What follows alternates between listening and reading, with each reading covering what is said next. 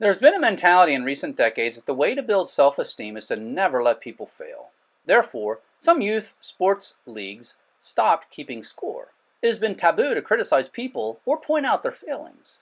There is an emphasis on always being positive. Some people believe if you don't have anything nice to say, you shouldn't say anything. Jesus did not live by that philosophy. He criticized many people. He even criticized his closest followers. Luke 22 tells us about a time when Jesus told Peter he would fail.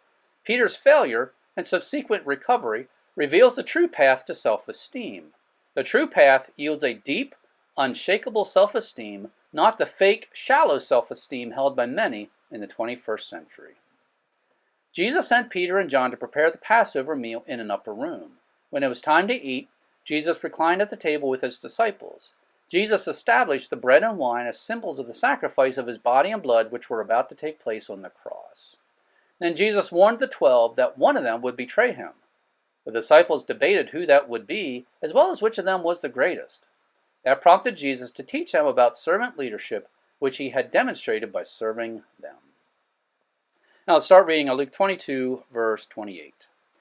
Now you are those who have stood by me in my trials, and I grant you a kingdom, just as my Father granted one to me, that you may eat and drink at my table in my kingdom, and you will sit on thrones judging the 12 tribes of Israel. Jesus had just taught the disciples to be servants. Then he tempered that by promising that their reward for standing by him would be to sit on thrones judging the tribes of Israel.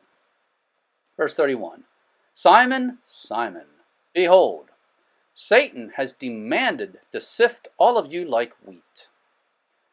There are multiple words in this verse that need to be highlighted for their significance. The name Simon tells us Jesus addressed this verse to Peter.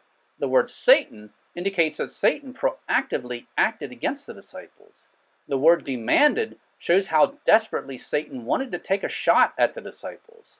The word sift describes what Satan wanted to do to the disciples. The word all lets us know that while Peter is the one who denied Jesus, Satan wanted to go after all 12 of the disciples. Verse 32.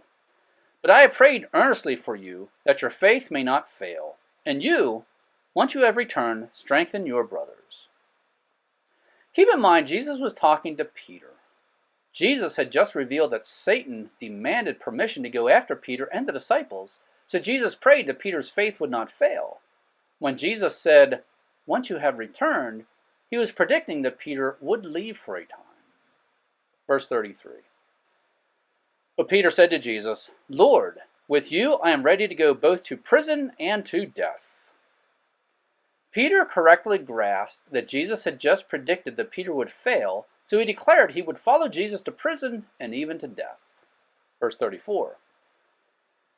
And Jesus said, I say to you, Peter, the rooster will not crow today until you have denied 3 times that you know me. This verse reveals that Jesus had a very different perspective on self-esteem than modern society. Peter said he would follow Jesus even to death. When Jesus said Peter would deny him, Jesus essentially rejected Peter's declaration of loyalty. If that would happen today, modern society would criticize Jesus for damaging Peter's self-esteem. Modern society would insist that Jesus should build Peter up, not tear him down. Jesus said what he said because it was the truth. Part of what helped Peter recover after his denial was the knowledge that Jesus had correctly predicted what Peter would do. By allowing Peter to fail and hit bottom, Jesus allowed Peter to go through a crisis that made Peter stronger and gave him rock-solid self-esteem. The lesson for us is that we need to be honest, even when the truth hurts. Telling people truth that hurts is more beneficial than giving people false confidence. The self-esteem we generate when we prevail through a trial is much better than the fake self-esteem held by people who never fail or are never criticized. Verse 35. And Jesus said to them, When I sent you out without money belt and bag and sandals, did you lack anything? They said, Not a thing. And he said to them, But now, whoever has a money belt is to take it along, likewise also a bag, and whoever has no sword should sell his garment and buy one.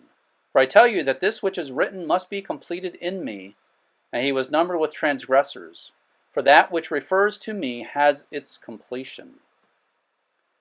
And they said, Lord, look, here are 2 swords.